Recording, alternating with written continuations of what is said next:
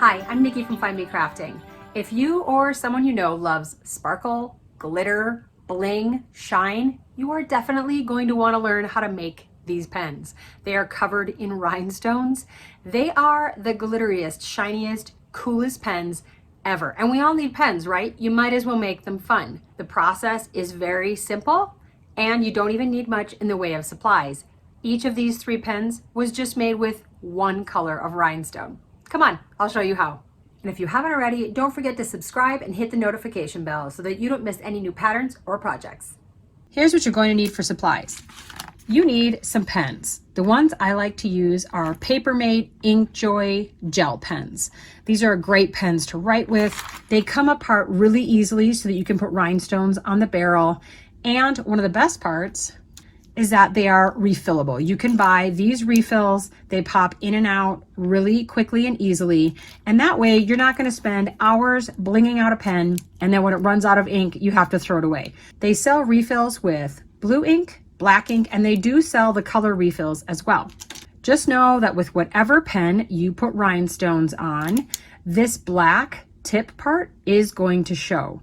So you want to pick one that either coordinates or matches your rhinestones. I like the black just because black goes with pretty much everything. But if what you are using will match with the bottom of these colored pens, these can be awesome too. You're going to need some rhinestones. These are some of the ones I'm going to be using today. These are SS10. That's what they're called. That's what relates to their size. They're about 30 millimeters in size, and these are flat back rhinestones. You need a glue. I'm using Liquid Fusion. It works great. It dries clear. It is very, very strong. It's awesome. You need a way to apply that glue. I really like using this glue syringe. It has a 16 gauge tip. It seems to be just the right size for me. I can squeeze out enough glue, but not too much. And it's really easy to just lightly apply pressure as you're putting the glue on. So these work great. You also need a way to apply the gems. This stylus has wax on this end over here. This long triangular piece is made of wax. I like the bigger barrel. It's a little bit easier to hold. I have a couple of things I use to remove some pieces off of the pen barrel that you don't want, like the clip and this little piece on the back that has the logo. This is a wire cutter, and this is the Cricut True Control blade. You could also use an X-Acto blade. These are just for getting your pens ready to go.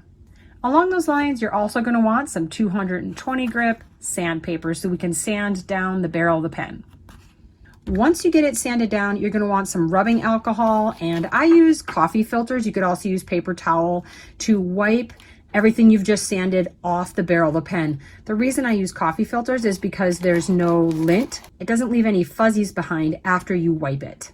And I have some paper plates. I use these to put the gems on as I'm beading. If I'm going back and forth between different colors, you're going to want one plate for each of the different colors, just so they don't intermix, because when you're done, you want to be able to pour the leftovers back in.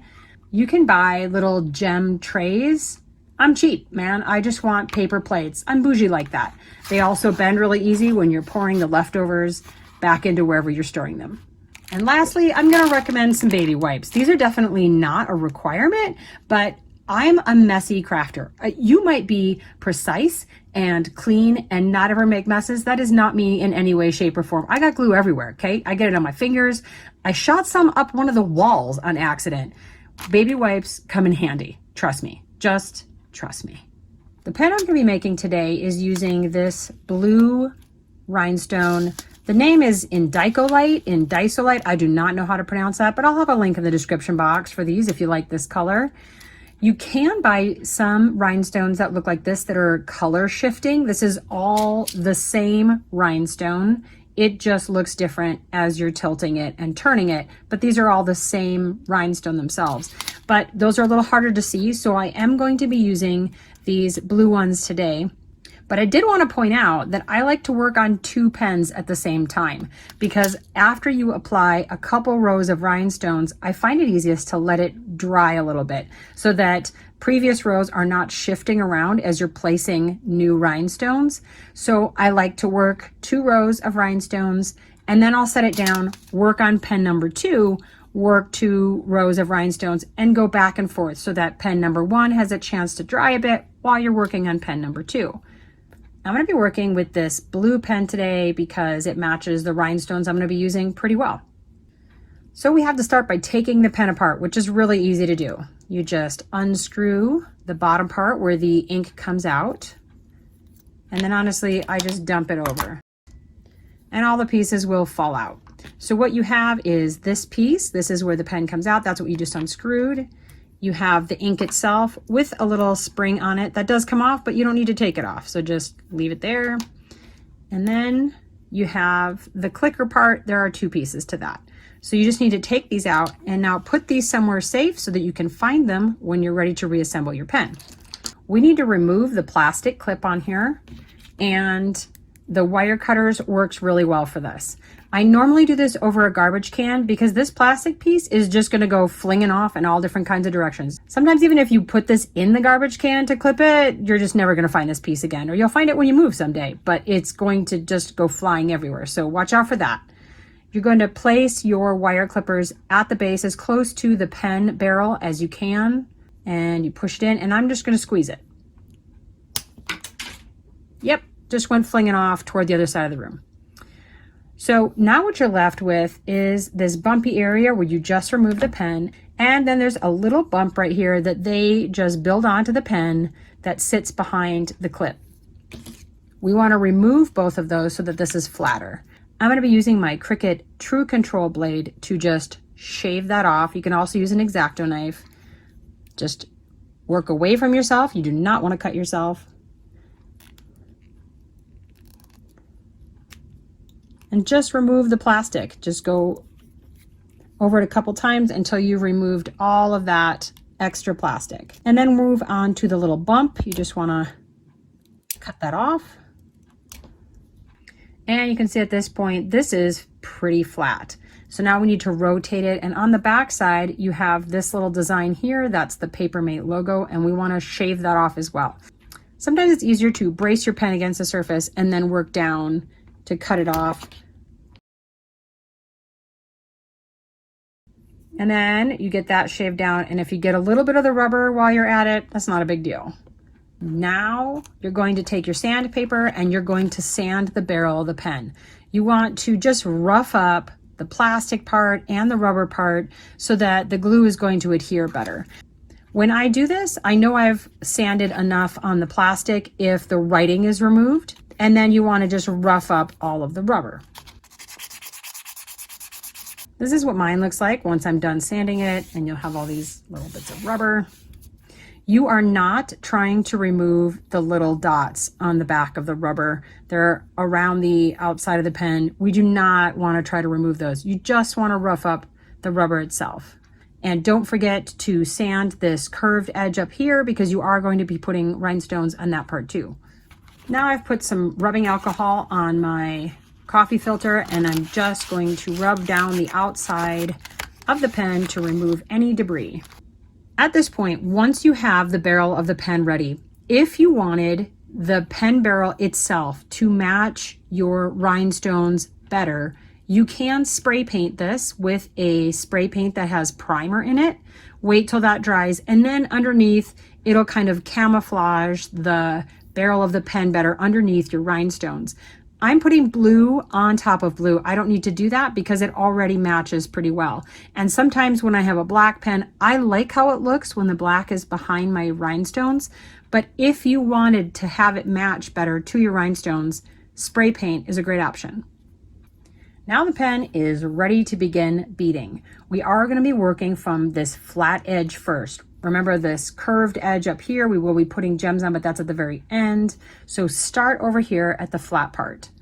We'll start by applying a line of glue right here at the bottom of the pen. You want it to be an even amount, and you want enough so that the gem's going to stick in it, but not so much that it's going to bubble up around the pen. Now I've applied way too much glue for this layer, and now I'm just going to spread it out with the tip of my syringe. And when the syringe gets too goopy and messy, that's when you use the baby wipe. See? You're welcome.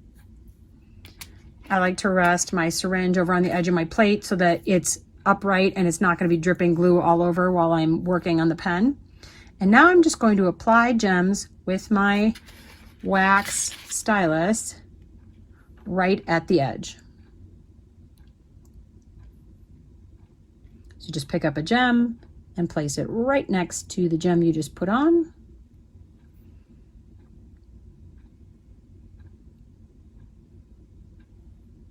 And you're going to keep applying until you get all the way back to where you started, just working around the pen.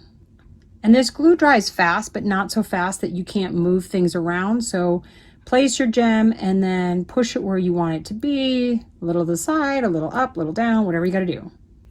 And once you get this first row done, you want to place it down on your flat surface and make sure that you tap all of your rhinestones down to the very edge, because this first row matters quite a bit, because if this one is crooked, if this one is not spaced right, every row thereafter will also not be spaced right.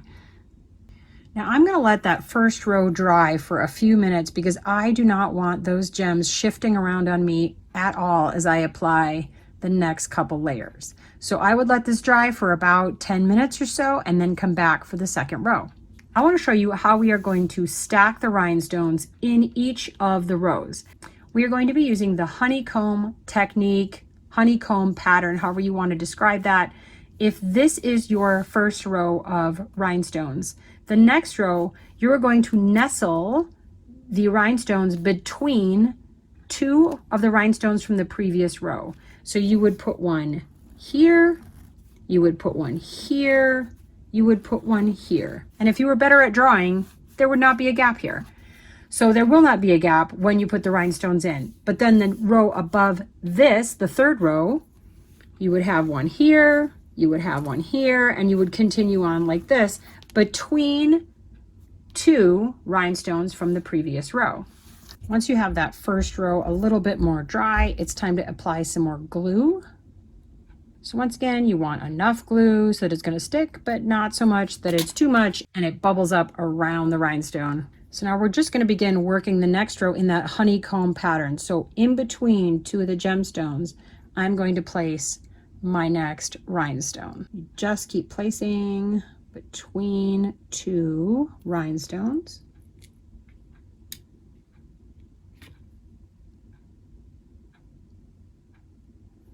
And when I get done with round and row, I like to go back around and make sure they're fitted kind of snug right up in between the two rhinestones from the row above it, so that it's all very even.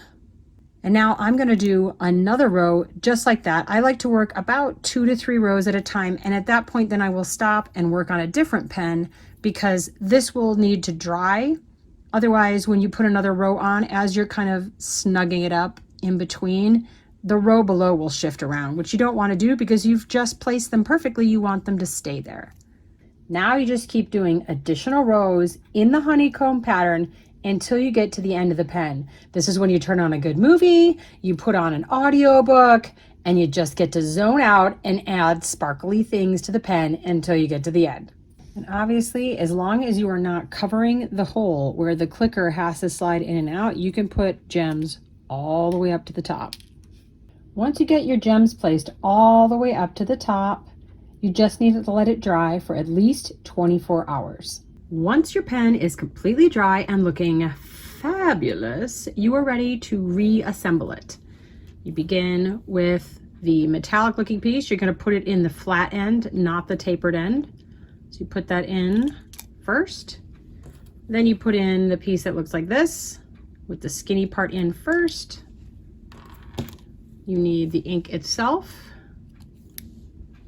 then the spring, and that may still have been attached. Maybe you don't even have to replace that, it's just already on there. And then you just screw on your cap. There we go. Test it.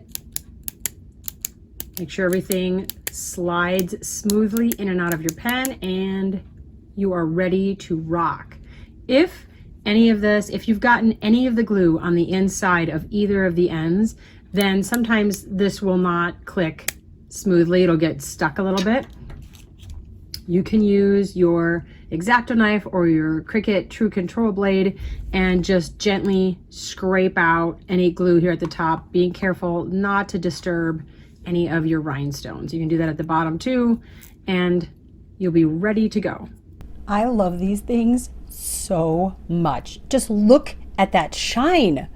And if you're going to be giving them away, I have a free printable on my website. It's a care card so that you can include it with the packaging for your pen. Happy crafting!